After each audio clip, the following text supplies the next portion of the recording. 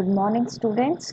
तो हम कर रहे थे चैप्टर नंबर, आज हमें नया चैप्टर शुरू करना है। हम प्रीवियस चैप्टर कर चुके हैं। आज हम शुरू करने वाले हैं चैप्टर 6 ट्राइंगल्स का, और ये इंट्रोडक्शन वीडियो है। This is the basic introduction video, ठीक है। तो सबसे पहले इस चैप्टर में हम पढ़ने वाले हैं दो चीज़ों का difference. You have already studied about the things which are congruent, ठीक है। तो तुम पहले से ही पढ़ चुके हो कि चीज़ें कॉन्ग्रुएंट कब होती हैं, ठीक है। अब हम पढ़ने वाले हैं जो चीज़ें सिमिलर होंगी, कुछ फिगर्स के बारे में सिमिलर। तो सबसे पहले the basic difference between similar and congruent, ठीक है। कॉन्ग्रुएंट का मतलब exactly same. If I am having a triangle, I am having two triangles, ठीक है। अगर ये साइड 2 है, ये भी 2 है, ये भी 2 है, ये भी 2 है और ये भी 2 है, तो ही ये दोनों फिगर्स कॉन्ग्रुएंट होंगी। पर अगर ये वाली साइड 3 है, 3 है और 3 है, और इसमें ये वाली साइड आपकी 6 6 6, तो ये फिगर्स आपस में सिमिलर हो जाएंगे, because this is also an equilateral triangle, और ये भी कैसा है, एक इक्विलेटरल ट्राइंगल है विद साइड 6। तो इन फिगर्स को सिमिलर बोला जाता है, जहाँ पर मेजरमेंट भी एग्जैक्टली सेम हो जाता है। ये ट्राइंगल भी इक्विलेटरल है, ये ट्राइंगल भी इक्विलेटरल है, बट इनका मेजर भी सेम है, मतलब इनका माप जो है वो भी एक जैसा है। तब चीज़ें कॉन्ग्रुएंट हो जाती हैं, और सिमिलर होने के लिए चीज़ों को एक जैसा होना पड़ता है। मेजरमेंट सेम होने की ज़रूरत नहीं है, शेप मस्ट बी सेम, ठीक है। तो अब जो दिया हुआ स्टेटमेंट वो भी पढ़ लेते हैं। कब दो फिगर्स सिमिलर होंगी, तो two figures having same shape but not necessary the same size. अब वही बात करिए कि शेप तो सेम होनी चाहिए, मतलब ट्राइंगल है तो ट्राइंगल ही होना चाहिए, बट साइज सेम नहीं हो सकता है, ठीक है। तो साइज यहाँ पर तो जैसे 2 का 2 ही होगा, पर यहाँ पर 3 है और यहाँ पर 6 है, तो 6 और 3 चलेगा, क्योंकि पर तीनों ही चीज़ों का एक जैसा ही रेशियो निकल कर आएगा। आर कॉल्ड सिमिलर फिगर्स, ठीक है। तो सिंपल चीज़ जो समझ में आनी चाहिए कि शेप सेम होगा, साइज में be differ, not necessary the size remain same, ठीक है। Every congruent figure is a similar figure, but every similar figure is not a congruent figure, ठीक है। ये याद रखना हमेशा। चलो, तो नेक्स्ट पे चलते हैं। All congruent figures are similar. देखो वही चीज़ जो मैंने अभी बोली है उसी को लिखा हुआ है कि जितनी भी कॉन्ग्रुएंट फिगर्स हैं वो सभी सिमिलर तो होंगी, बट सभी सिमिलर फिगर्स कॉन्ग्रुएंट नहीं होंगी, ठीक है। तो जितनी भी कॉन्ग्रुएंट है वो सारी सिमिलर है। देखो, अब सिंपल सा लॉजिक लगा लो। ये जो सिंबल है, ये सिंबल कॉन्ग्रुएंट में है, और ये सिंबल किस चीज़ का है, सिमिलर का है। इक्वल साइन लगा देंगे तो ये पूरा कॉन्ग्रुएंट का सिंबल बनता है। तो इक्वल भी है और सिमिलर भी है। यहाँ पर सिर्फ सिमिलर है, मतलब शेप जो है वो एक जैसा है, उनका जो साइज है दैट मे बी डिफर, ठीक है। तो अब कोई भी दो polygons, closed figures, polygon is a closed figure, तो वो सिमिलर कब होंगे, तो two polygons are said to be similar to each to each other if their corresponding angles are equal, ठीक है। corresponding angles equal होंगे, the length of their corresponding sides is proportional, ठीक है। तो length of the proportional sides जो होंगी वो proportional होगी। अब इसका मतलब समझाते हैं। तो सबसे पहले चलते हैं इस वाले पे, इसी फिगर पे आते हैं, हमारा बेसिक फिगर जो हमने बनाया था, ठीक है। तो ये वाला एंगल, अब तुम सबको पता है कि इक्विलेटरल ट्राइंगल के सभी एंगल्स का मेजर कितना होता है, 60 डिग्री, ठीक है। तो इस एंगल का कोरस्पॉन्डिंग एंगल ये वाला 60 डिग्री का, इसका ये वाला 60 डिग्री का, और ये वाला भी 60 डिग्री का, इसका भी 60 और इसका भी 60, ठीक है। क्लियर है। तो मतलब सभी कोरस्पॉन्डिंग एंगल्स कैसे हो जाएंगे, इक्वल हो जाएंगे। तो this angle corresponds to this angle, this angle corresponds to this angle and this angle corresponds to this angle, ठीक है। अब ये आपस में इक्वल होने चाहिए। अब ऐसा नहीं कि हर बार ही 60 डिग्री का होगा, तो कई बार केसेस ऐसे भी हो सकते हैं, ठीक है। तो ये देखो, अब ये 90 डिग्री का angle corresponds to this 90 degree का angle, this angle corresponds to this angle 30 degree का, ये 60 डिग्री का एंगल कोरस्पॉन्ड करेगा 60 डिग्री पे, ठीक है।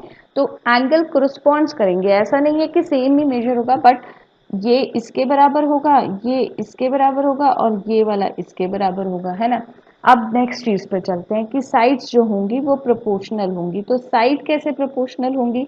अब एक ट्राइंगल का नाम दे लेते हैं यहाँ पर, ए, ये बी और ये सी, और इसको नाम दे देते हैं डी, ई और एफ। हैंड राइटिंग के साथ you need to little bit compromise, क्योंकि माउस चलने में थोड़ा इश्यू होता है, ठीक है। तो पर समझ आएगा, इतना भी वो नहीं है, ठीक है। चलो, तो अब ये वाला साइड, ठीक है, A B corresponds to D E, जो भी मेजर आएगा, ठीक है, is equal to B C, इस वाले ट्राइंगल का बी सी और इस वाले ट्राइंगल का ई एफ। डन। अब एक और बचा है, उसको इस साइड लिख देती हूँ, ए सी कोरस्पॉन्ड्स टू डी एफ। तो इसको बोला जाता है प्रोपोर्शनल, ठीक है। एक साइड, इस साइड का रेशो, इस साइड का जो भी मेजर होगा और इस साइड का मेजर, वो जो रेशो आएगा वो इस साइड और इस साइड के रेशो से इक्वल होगा और इस साइड के और इस साइड के रेशो के इक्वल होगा, ठीक है। तो अब जल्दी से एक एग्जाम्पल लेके समझा दूं या फिर समझ गए हो इस चीज़ को? ठीक है, तो चलो, ट्रायंगल का बहुत सारा एग्जाम्पल हो गया है, अब एक स्क्वायर लेके चलते हैं, ठीक है।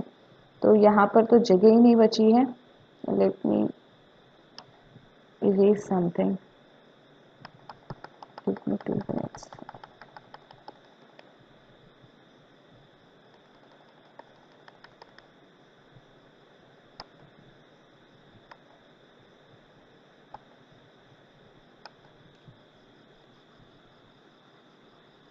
ठीक है, तो अब हम एक कोऑर्डिनेटर की मदद से समझेंगे कि प्रोपोर्शनल किसको कहते हैं। एंगल्स तो समझ में आए ना कि एंगल्स इक्वल होंगे, वो चीज़ समझ में आई ना। तो प्रोपोर्शनल कैसे होंगे वो भी बताते हैं अब आपको, ठीक है। तो चलो, यहाँ पर देखो, ये हो गया। अब मैं एक कोऑर्डिनेटर ड्रॉ कर रही हूँ, सेम कोऑर्डिनेटर, देखो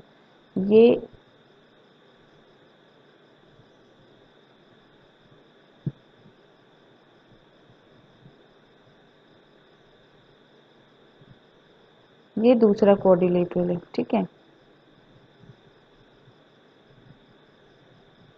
अब ये वाला जो एंगल है ये 85 डिग्री का है और इसका भी ये वाला एंगल कितना है, 85 डिग्री का है। इसका ये वाला जो एंगल है ये 70 डिग्री का है, तो इसका भी ये 70 डिग्री का है। इसका ये वाला जो एंगल है ये 105 डिग्री का है, 105, ठीक है। और इसका ये वाला जो एंगल है ये 100 डिग्री का है।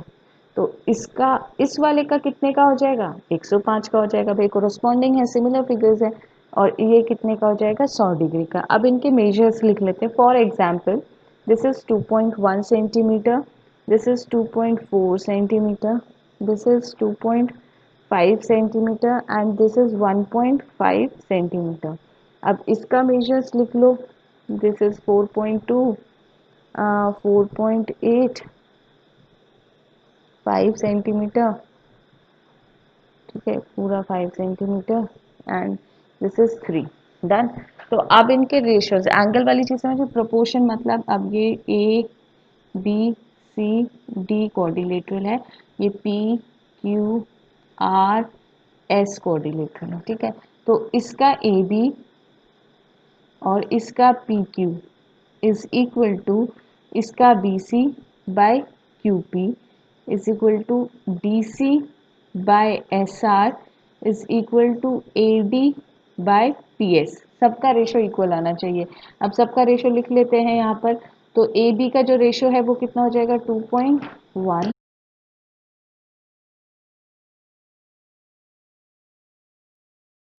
ओके, तो चलो चलते हैं, फिर कर रहे हैं, हम कर रहे हैं रेशियोज फाइंड कर रहे थे। तो this is the side A B का कितना है 2.1, ये देखो 2.1, तो दिस इज 2.1, ठीक है। नेक्स्ट जो है पी क्यू का कितना है 4.2, 4.2 लिख दिया, ठीक है। अब यहाँ पर देखो 4.2.1 एंड 4.2, डेसिमल हटाने के लिए 10 से मल्टीप्लाई करेंगे, सो 21/42, और काटेंगे तो रेशो कितना आ जाएगा 1/2, ठीक है। अब नेक्स्ट चलते हैं B C is 1.5 and Q R is 3, ठीक है। तो क्यू आर कितना है 3, तो यहाँ पर लिख देते हैं 1.5/3, डेसिमल हटाने के लिए नीचे 10 से मल्टीप्लाई करेंगे, ऊपर किसी भी चीज़ से नहीं करेंगे तो 1 लिख देते हैं, तो ये हो जाएगा 15/30, फिर इसको काटेंगे तो ये भी कितना आ जाएगा 1/2। तो देखो हर एक साइड का जो रेशो है वो कितना आ रहा है 1/2। तो ये वाला जो फिगर है, ये वाला ये वाला फिगर जो है वो टॉइस है, कौन से वाले फिगर का, इस वाले फिगर का टॉइस है, ठीक है। पर इतना डिटेल नहीं पूछेंगे वो। अब देखो कुछ और एग्जाम्पल्स कर लेते हैं, इतना समझ में आया। तो बाकी की जो दो बच गई हैं, ये D C by S R और एक और बचा है that is A D by P S, वो आप लोग खुद फाइंड करेंगे। अगर उनका भी रेशो 1/2 आएगा तो ये दोनों फिगर्स सिमिलर होंगी, अगर उनका रेशो 1/2 नहीं आया तो ये दोनों ही फिगर जो है वो सिमिलर नहीं होंगी। इतना क्लियर है। अब कुछ और एग्जाम्पल कर लेते हैं, जैसे मेरे पास दो लाइन है, तो दो लाइंस के अंदर कोई एंगल्स तो हो नहीं सकता, तो इस केस में मेरे पास एंगल्स का कोई चक्कर नहीं है, सिर्फ मेरे पास इनको, इन दोनों चीज़ों को, इन दोनों लाइंस को सिमिलर होने के लिए क्या होना चाहिए, इनका लेंथ जो है वो प्रोपोर्शनल होना चाहिए, ठीक है। लेंथ जो है वो किसी रेशो में होना चाहिए। ऐसे ही टू सर्कल्स का अगर मैं बात करूंगी, तो सर्कल्स में भी कोई एंगल नहीं होता, तो एंगल नहीं होगा तो क्या हो जाएगा, रेडियस हो जाएगा, ठीक है। तो उनका जो रेडियस है वो आपका प्रोपोर्शनल होना चाहिए। ऐसे जब मैं स्क्वायर की बात करूंगी, तो स्क्वायर में देखो एक स्क्वायर और दूसरे स्क्वायर के एंगल्स में हमेशा ही 90 डिग्री रहेंगे, तो एंगल्स तो हमेशा, कोरस्पॉन्डिंग एंगल्स हमेशा ही इक्वल रहेंगे, ठीक है। अब लेंथ की बात करते हैं, तो मान लीजिए जैसे इस वाले का 2 है, इस वाले का 4 है, तो इनका जब भी रेशो निकालेंगे हर एक साइड का, तो वो कितना आ जाएगा 1/2, ठीक है। तो ये क्लियर है इतना। अब जब नेक्स्ट वीडियो में हम मिलेंगे तो हम थ्योरम करेंगे। This is the basic introduction between congruent similar and similar figures कैसे होती है, सिर्फ दो चीज़ों से होती हैं, हमारे angles, corresponding angles must be equal and the side must be proportional, दो चीज़ों को ध्यान में रखो। अब जब नेक्स्ट टाइम मिलेंगे नेक्स्ट वीडियो में, तो हम करेंगे बीपीटी थ्योरम। कौन सा करेंगे, BPT theorem, very important theorem from the exam point of view, और आपको वैसे भी बहुत सारे एग्जाम्स में इसके बेस्ड क्वेश्चंस मिल जाएंगे। ये